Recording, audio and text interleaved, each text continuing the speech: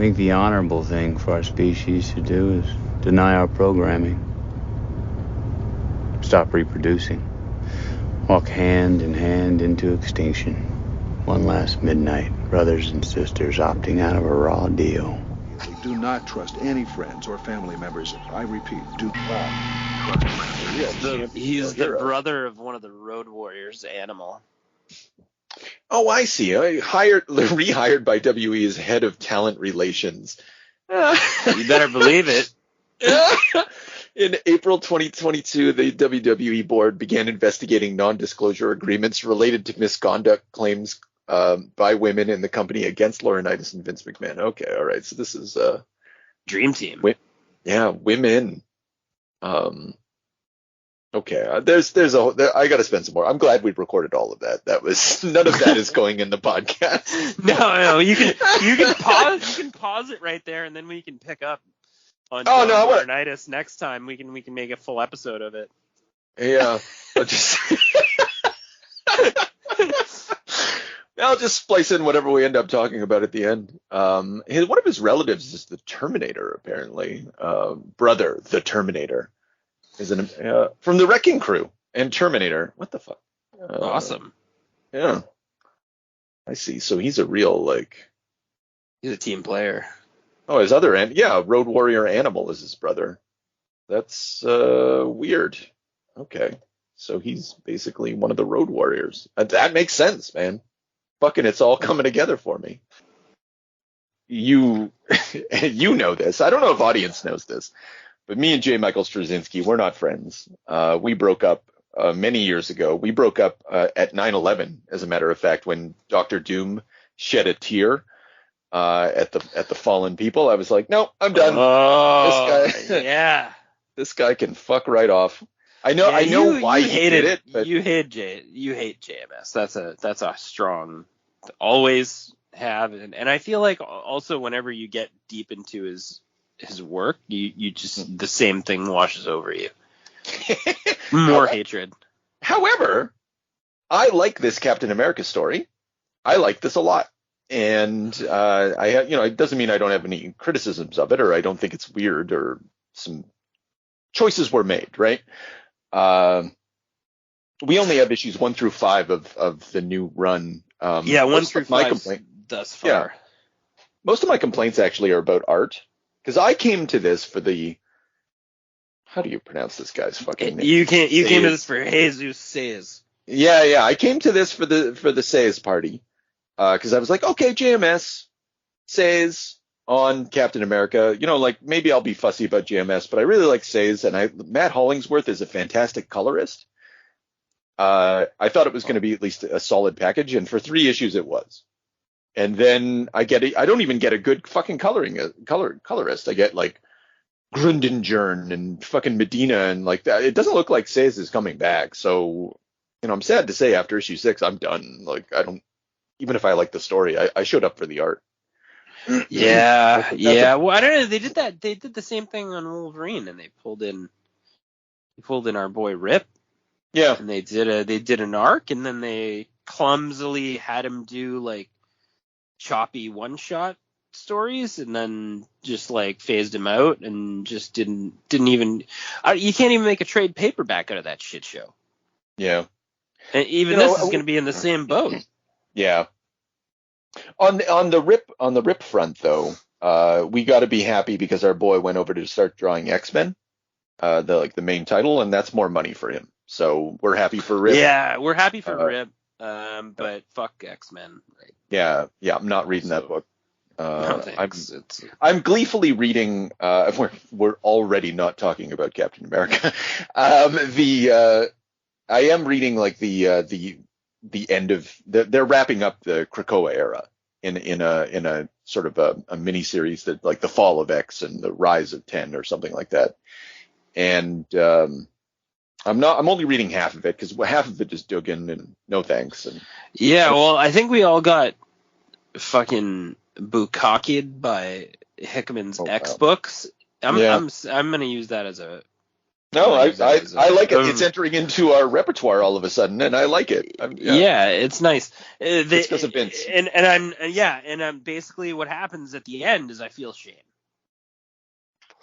Oh, as the person who was, who are you? The person being. I'm the person that copied? received all Oh, of the. you feel ashamed. That's sad. I feel like all the X books were just splashed onto me. A week later, it all just hits me. And then it's non-disclosure agreements with Marvel again. Just sad. Fucking awful. That's really badly done. There's a lot of bad stuff going on in the world, everyone. Yeah. Not this Captain America comic though. No, this Captain America's 5 stars. I like the opening, the ridiculous opening with the motorcycle scene. Yeah, what the fuck? Okay. Awesome. This brings me to my first. It's a comment. It's not a criticism. It's just a comment. This is Captain America written by Joss Whedon through JMS, right? Like I don't think we've ever seen this sort of Buffy the Vampire Slayer repertoire, like this way of delivering text and jokes and gags and that kind of thing. It does strike, like, it doesn't feel like JMS. And maybe I don't know him, but I even on Spider-Man he wasn't this goofy and funny. I recall anyway. He's usually very dour. Yeah, it's true. And his internal dialogue is still pretty stiff. I like the apartment building purchase. I like the separation. Because Captain America as a pure superhero, like, I still believe it's hard to do a great story if you're gonna just present Captain America as pure Captain America. This is doing like an origin job, plus it's doing this like background work on him, like basically just sort of like living outside of his costume. Yeah. And I don't know, like, that's maybe something I normally would not dig, but this is working. I think it's reminiscent of how so the Captain America outside of the Captain America costume trying to live a normal life like an alter ego, that's more of a 70s, 80s thing. I think that shit fell from the wayside when Mark Gruenwald took over. But prior to that, when Gruenwald wrote it for like a million years. Prior to that, though, because I've dipped into a few issues, like Captain America was like an interior, like he used to draw for magazines. He was a graphic artist, a magazine artist. Like that's what Steve Rogers did for a job. It's completely gone now. It's not even present in this, and like I'm not sure what it brings to the character to have him do that. But all I'm saying is, like, once upon a time, Captain America as having an alter ego was a thing that you did in a Captain America comic, and so that's good to see. And I also like the flashback stuff, like you were saying, like the origin stuff, like Captain America in the Depression. That's a story that it doesn't get mined enough. Like it practically is forgotten. It's just assumed, like it's told but never shown. Yeah, exactly. And seeing Steve Rogers, and like, I don't need to see Steve Rogers be skinny and get beat up in every back alley, but like, times were fucking bad. Like, things were bad. Like you say, there's meat there. Like and the hard swastika at the end of the book shocked me. Ballsy move. Yeah, particularly like, and remember when comics weren't political, folks? Like it does like a lot of individuals. One of the response to this from like the far right shitheads is like, oh, there's the woke fucking Disney at play here. But how so? I can't even relate that. Yeah, what, right? Captain America's a fucking Nazi story. We're telling a Depression and a Nazi story. I relate. Fights Nazis. Woke. It's not like he. Yeah, not even. Yeah. It's frustrating. But the issue is because the Nazis are Americans, right? Like Captain America as Nazi fighter is safe he's fighting the good fight. He went and he fought Adolf or whatever, and you see him in Europe doing stuff. But to have Steve, like, I love this anti-fascism at the very center of Steve Rogers, the character, like the skinny kid. And he's like, this series is giving me like I don't know if anyone else has ever covered this, like in any writers. Perhaps they have, because there's a lot of Captain America stories, but this is the first one that I've read that answered a question for me, which was like, why is Steve Rogers so hard as fuck? Was he like, because he is, man, he's the god of winning. I'll always use that from Kurt Busiek's formulation. And why? Like what did that look like as the skinny kid? Like, how do you, like, because like lots of people can be really strong, but also cowards and not actually strong. But Captain America is always strong. And I never took the time to, like, no one ever gave me a story about like Steve Rogers is skinny loser, but also strong. It's true. And you did get that in the Marvel movie. Mm-hmm. You got the little skinny Steve Rogers getting made fun of by Tommy Lee Jones and shit. He's skinny. Okay. But you got it for like 2 seconds. It was just like the early thing, and then they showed his. You never seen that movie? I've never seen the first one. It struck me as, and then it showed he was like scrawny and he was getting beat up, and Bucky was bailing him out of like street fights and shit. And and then they put him in with a group of people. He lied about his health concerns and kept submitting applications to join the military just because of his guts. Yeah. And then somebody dropped a grenade.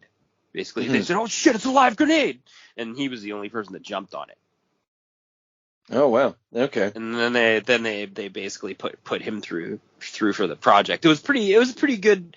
It was well done. That movie actually like is very apart from the Marvel Cinematic Universe. It's like a standalone, and then it basically ends with him fighting Nazis and then getting frozen.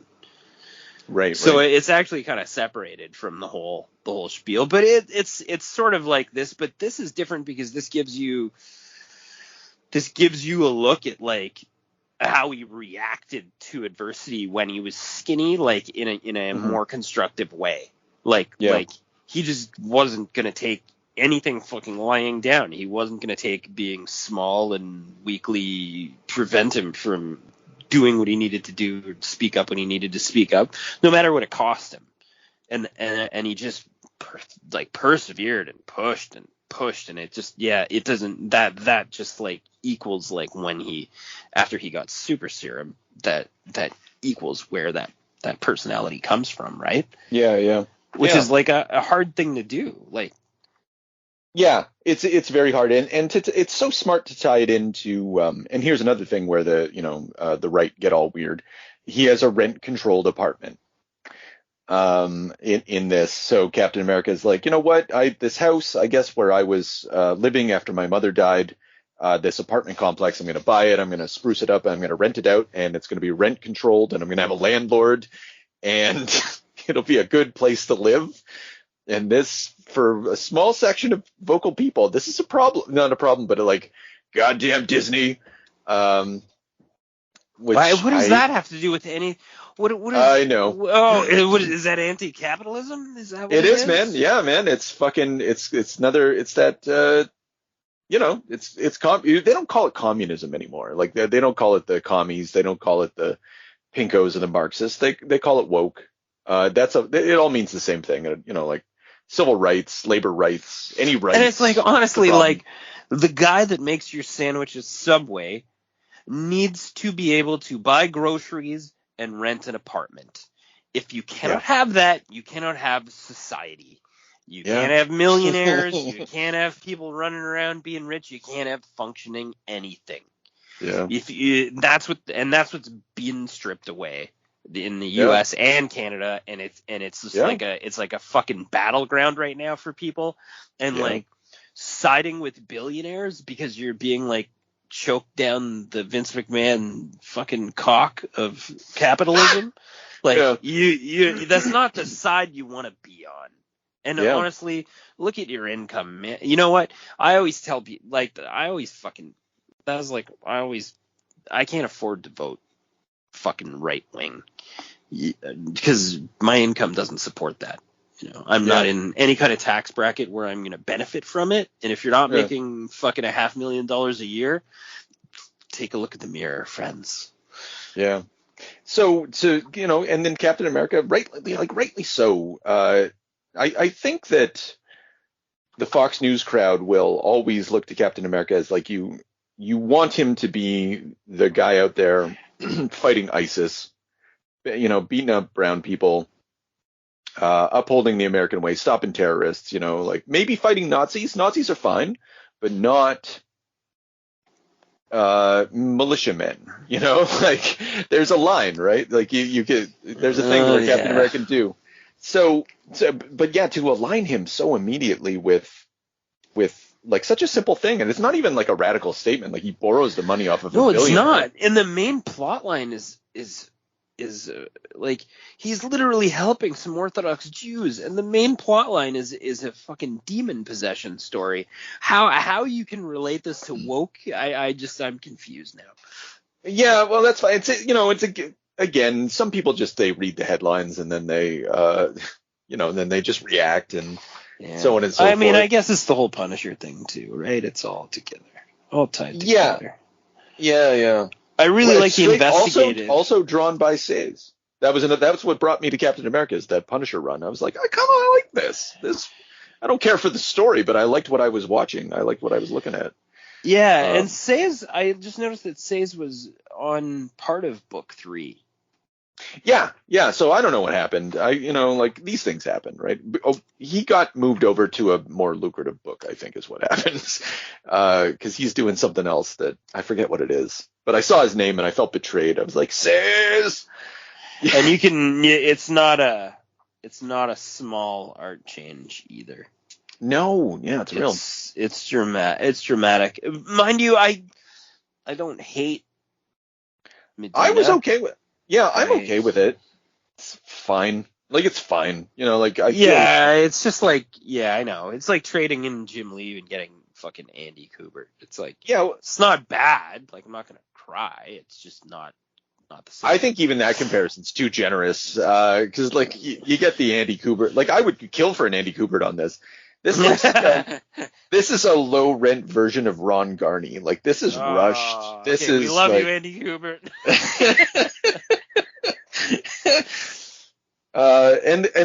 Land Medina, like he's artist, so he's inking himself. So this is all like he's choosing for this to suck as bad as it sucks. Like he should be working on his pencils and everything, and someone else should be inking this. And they need a better colorist ASAP, because this palette is fucking. It looks like everybody's a ghost. Sucks. It's like the spectral version of reality. I'm not interested. I want larger than life from Captain America, and all I'm getting is the Phantom Zone. Yeah, and it really hurt to start issue 3 with that investigative work on the charred corpse. Yeah, which was very cool. Yeah. Entering in a very interesting demonic villain and mini action figure Doctor Strange. Yeah. Let's talk about some of the things that are going on here. I think, one last comment about the art change. Like by issue 3, they used Medina for the flashbacks, and that's okay. Like if you need to give Says a break, so that way he can pump out the good shit in the real time, that's cool. But then by issue 4 and 5, it's clear that he's not gone. He's all done. Yeah. So let's get to the story. Captain America. It's a Captain America versus the demon of. Actually, sorry, I gotta rewind and there's a saying about the arc of history. The arc of history bends toward justice. And in the Captain America universe, the arc of history bends towards justice. However, there's a demon that, seeing the natural order of things and understanding that progressive politics is true, purposefully impedes it. And Captain America in this story is fighting the demon that impedes the progress of history.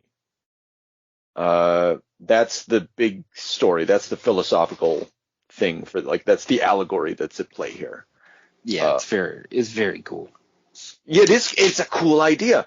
On the other hand, Straczynski, you're not paying attention. The arc of history does not bend towards justice. It never did.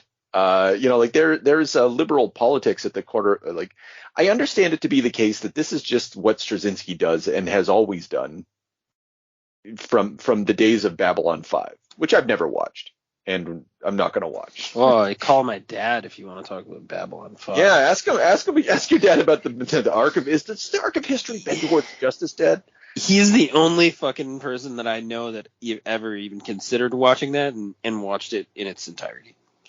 Well, the thing about, apparently what's important about Babylon 5 is it's the first television sci-fi series that had a beginning, middle, and end, and was like had arcs planned from the beginning. And yeah, I understand it that there was improvisation, but if you look at the original prospect and the scripts and our prospect, is that the word? Anyway, the original description, he had a plan for 5 seasons. He brought that plan more or less to fruition, making changes because actors left and this happened and that happened.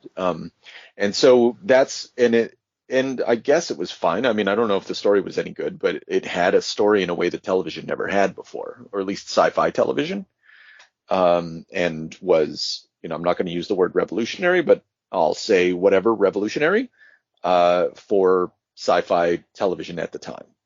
That's its claim to fame. I did not realize that. Yeah. Well, me neither. I did a little reading into our fella here. I was like, what the fuck's the big deal? Like, why does this guy get big jobs? Like, he basically gets any job he wants. Because, it's not just because he makes movies, although he does make movies. But anyway, so the progressive history thing, like this Captain America is like an allegory for progressivism. It's like good, like that's what you do. Like I don't begrudge anyone who takes over a Captain America comic and turns it into a propaganda opportunity. That's the purpose of Captain America. That's the purpose of superheroes generally, as far as I'm concerned, but definitely Captain America. You take it over in order to make a comment about history and liberty and freedom and oppression and like all these big themes. And if you're not doing that, you're doing it wrong. You're not making use of the tools you have. You have a Ferrari, but you're driving at 40. Fucking stupid. It doesn't make any sense. Yeah, that's really, I don't know. I agree with you. I don't like, if you get the Captain America book, you have an opportunity to talk about Nazis and you have an opportunity to be progressive. Or not. Yeah, like you have, yeah, like, or you can be anti-progressive. You can use it, the propaganda tool, in the way you see fit, right? Yeah, you could do the war. We were thinking about doing that. Doesn't Brubaker do more of a war style?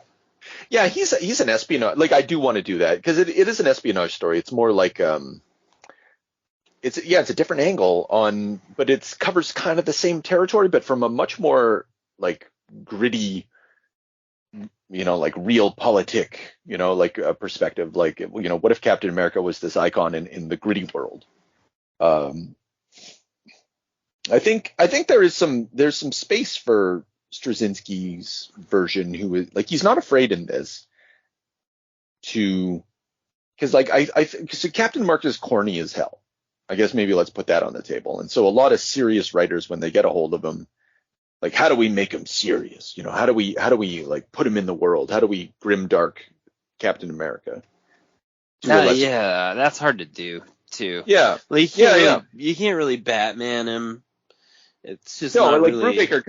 Brubaker comes as close as you're gonna do that. But still, there's various degrees of discomfort with Captain America. Like, Mark Waid's Captain America was so great because he wasn't afraid of a Captain America story. I even think Brubaker was kind of afraid of a Captain America story, and he turned it into something like it was cool, right? But it was cool, but it wasn't.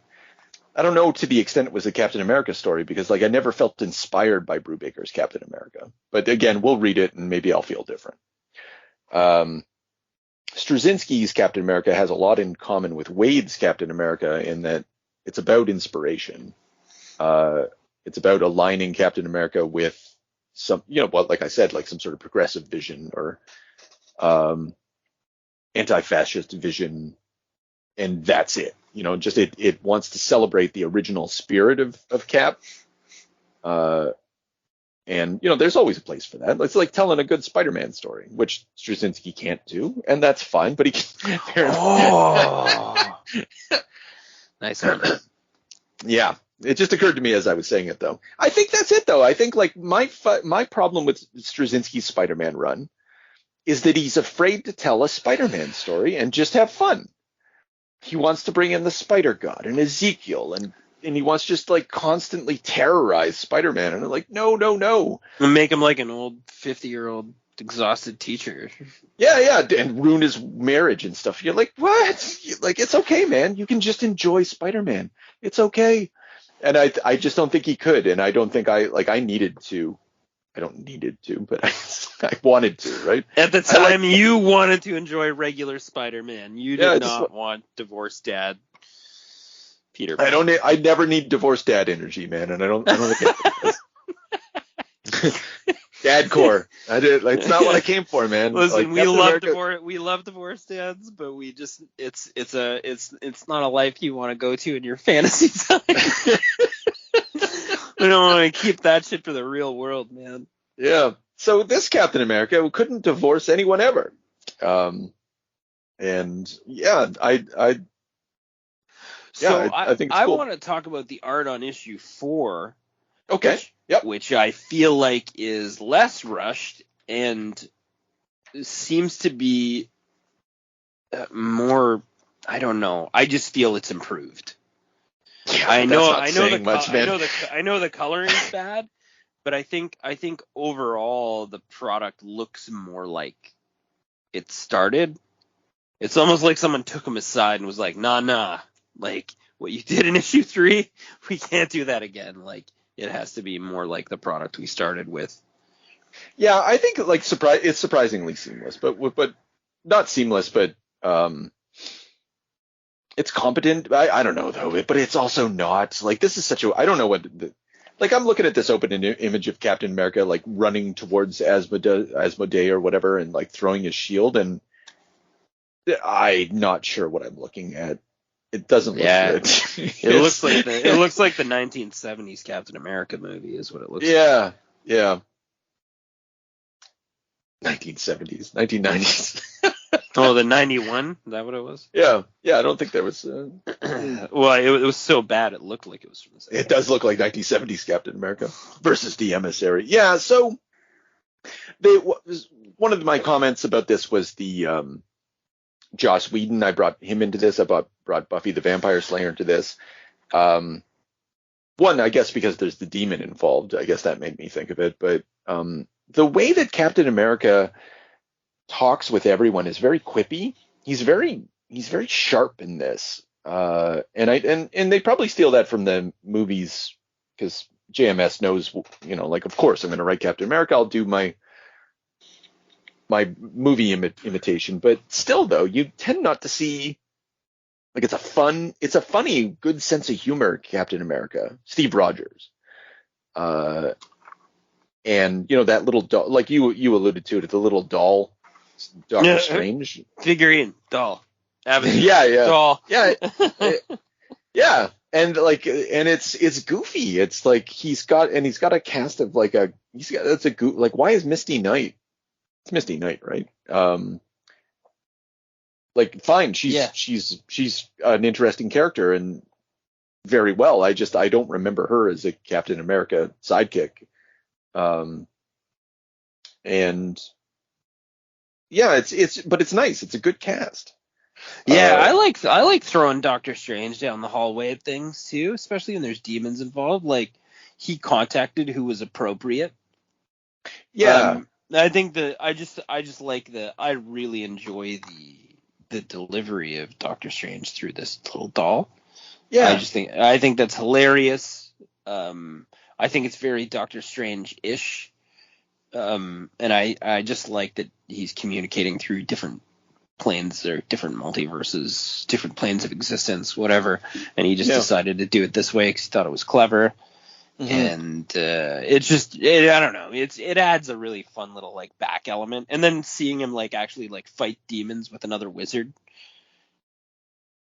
Yeah. Oh, it's Klee. Yeah. They're doing and actually the demonic elements of this are pretty horrible. So I alluded to the demon trying to stop progressivism. So what it is like and this is explicit in the text. Some people inspire progressive changes in the future, and if you eliminate those people and trap their souls, then whatever progressive spirit that they represent will be held back, oppressed. If you didn't oppress their spirit, then even if you killed the body, the spirit would just manipulate, it would be the zeitgeist. And they would just go into another body, and like the progressive nature of history would just naturally pursue its course. And so this demon like steals souls to stop that from happening. And the way in which it happens is like, it's really horrible, like talking about like these souls that are captured are like basically consigned to a burning hell of pain forever, after some sort of like elaborate ritual where like sigils are written all over the walls, and it's grotesque when you stop to think about it, so it's properly awful. Yeah, and they're like whatever, they're like incinerated, like with like they couldn't even pin down how it was done because it was so like the body was so like sort of like horrifically preserved, and then he's collecting those little souls in the little box, little crystals. And so even the story's taking place in the past and the future at the same time. And I love, actually, I think it's might even be issue 4, but maybe it's issue 3, when Captain America's like, I'm a man out of time or whatever. Yeah. Issue 3, the framing device, all of a sudden it becomes about like, and it was always there, but he does a great job of having resonances between the 1930s and the present in a way that like never feels forced. And that's kind of a sad commentary on present existence, but it's also a good comment on JMS's ability to move between framing devices. It's clever. Yeah. I'm not sure what it like. I'm really curious as to what it's all going to add up to, but like this art makes me so sad. This Medina guy, it just makes me so sad. Yeah, it is a lunch bag letdown. But if this and also this like Captain America versus a demon thing, like I'm on board with the idea. I'm not sure I'm on board with the execution. We'll see. I like his attitude towards it, which was like, oh my goodness, this is Asmodee. He's a real fucking super monster. And Captain is like, I don't care. How do I beat it? And I like that because that makes sense for the guy who fights Thanos. And that makes sense for Captain America too. It's not gonna be there's not really like you described. There's not really like an option for him to lose. There's never really been that, right? Yeah. So he doesn't really even compute that. He's like, yeah, cool. I'm supposed to lose. Great. Yeah. How do I I've been there all my life. Yeah. Yeah. I should be able to angle myself to not lose. And he even does it in the fight. Yeah. The initial fight. He's just completely outclassed. Yeah. Bigger, stronger, faster, with very dangerous powers, and he breaks him down. And I love, I like this internal dialogue. Like, there's so much to like about this because he's like, okay, fast enough to catch my shield, check. Strong enough to stand this. Not even an inch. Oh, looks like I got to a level 3 pretty damn fast. And he's talking about, like, what does he do when he first encounters someone he's never heard of? He has an evaluation of them. Yeah, he basically, if he has to fight a super being, he basically has like a personal assessment system. Like for what kind of danger level he's in and what kind of tools he's gonna have to use. Yeah. And I love watching him think through everything. It makes sense, and it's not a Batman think through everything. It's a being present in the moment, thinking through everything for the audience. I think that's a perfect choice for the sort of. You don't get the impression that he's lost at any point. He's not disoriented. He's never disoriented. No. He's orienting in any given moment and like strategizing, getting like he will plan, but he doesn't brood in his cave to do it. He's out there, he's improvising from moment to moment. And I guess if he gets a moment to think about it, he will, because he's probably a fantastic general as well. Yeah, it's true. He doesn't like backtrack to strategize really. He just he does it on the go, on the move, like you say. Yeah. It's great to see. Actually, like talking about this, I'm liking it even more than I did before, and maybe because like the Nazis, it's strange to say, have taken a backseat in this story. Like they're all in the past, and there's a good story being told in the past about like America's experience with actual Nazis on the American soil, and young Steve Rogers' response to that, and also society's response to that. But how fucking cool is it going to be when Red Skull shows up? Like, you think he's going to go that way? Well, he's going to have to, man. He's going to have to. Everybody's got to tell the Joker story. Maybe it'll be 24 issues from now, but at a certain point, the twist will happen. We kind of already do have a Red Skull. I think it's weird this demon has essentially a Red Skull face. But it's going to happen at some point. Like I kind of want to see how Straczynski handles the ultimate arch nemesis fight, I don't want to see his Batroc the Leaper. No, thank you. No. We already saw Batroc. Did we see Batroc? In the Avengers movies? In the Avengers, yeah. This is the George St. Pierre Batroc? Yeah. Not bad. They brought him back for, this is, might as well talk about, actually, I want to talk about this because it's actually Captain America related. Those what if stories on Disney Plus.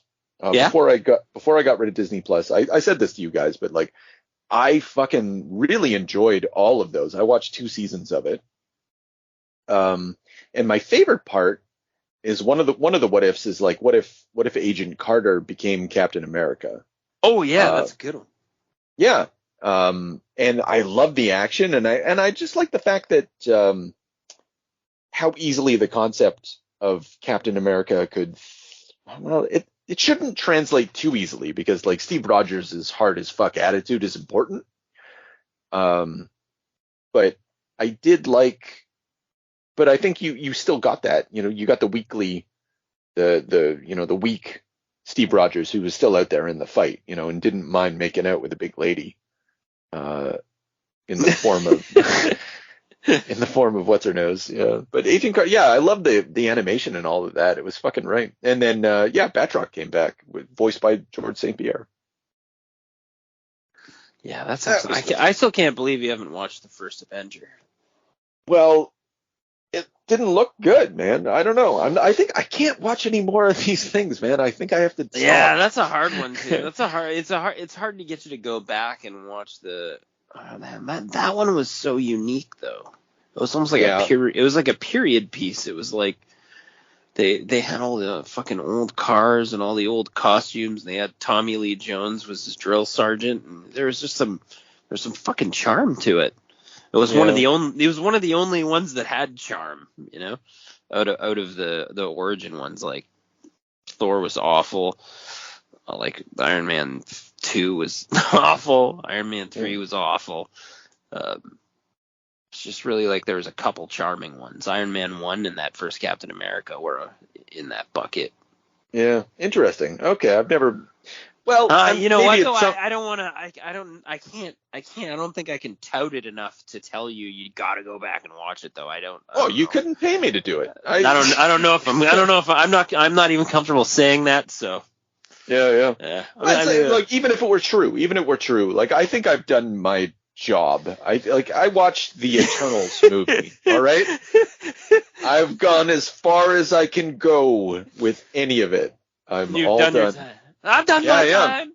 I literally did. Like, like, my stance on any sort of criticism is like, I can't talk shit, even if I know that it sucks. I can't talk shit until I actually watch it, right? Until you serve your 13 years in Azkaban. That's right. I did the Azkaban. I was like, fuck, I shouldn't have had to. You're not going back. I should have never had to do that.